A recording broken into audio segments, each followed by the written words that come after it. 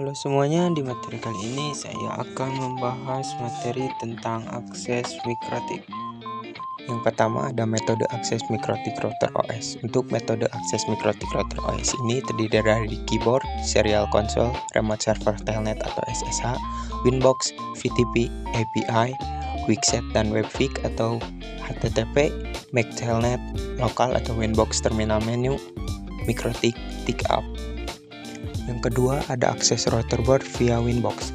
Aplikasi Winbox available on Windows. Terkait macOS dan Linux bisa menggunakan pihak ketiga.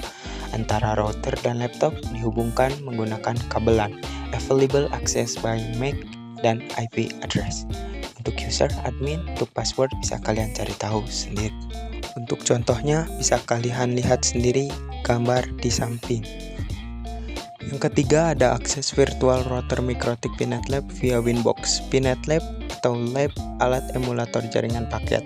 Persiapkan environment PNetLab yang sudah tersedia perangkat visual mikrotik. Persiapkan aplikasi Winbox, lakukan koneksi antara ISP dengan router, connect virtual mikrotik using Winbox. Selanjutnya ada tampilan mikrotik pada Winbox. Untuk bagian kiri atas itu ada user login, IP atau MAC address, hostname, versi ROS, hardware tipe, dan arsitektur.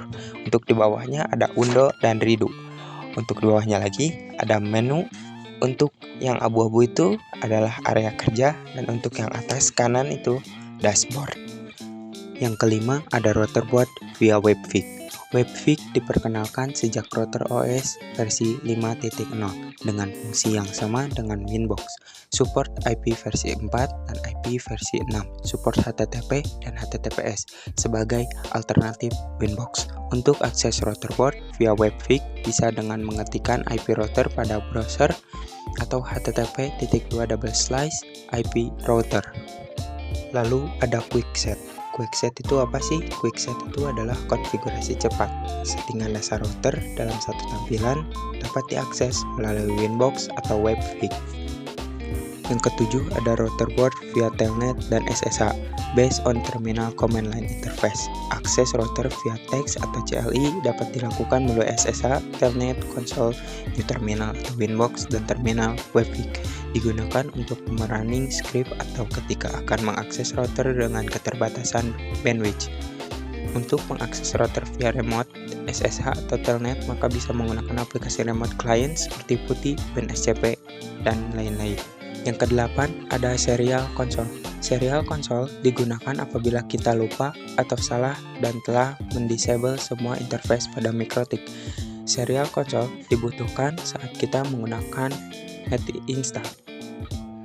Remote via serial console membutuhkan kabel DB9 atau converter USB ke DB9 menggunakan program Hyper Terminal baud rate 115.200, data bits 8, parity non, stop bits 1, dan flow control non. Yang terakhir ada cara menggunakan serial console. Masuk ke terminal seperti PuTTY, pilih connection, tipe serial, dan sesuaikan serial line COM yang dapat dilihat pada device manager. Lalu speed baud rate 115.200 khusus perangkat mikrotik. Cukup sekian penjelasan saya di materi kali ini. Mohon maaf jika ada kesalahan. Sekian, terima kasih.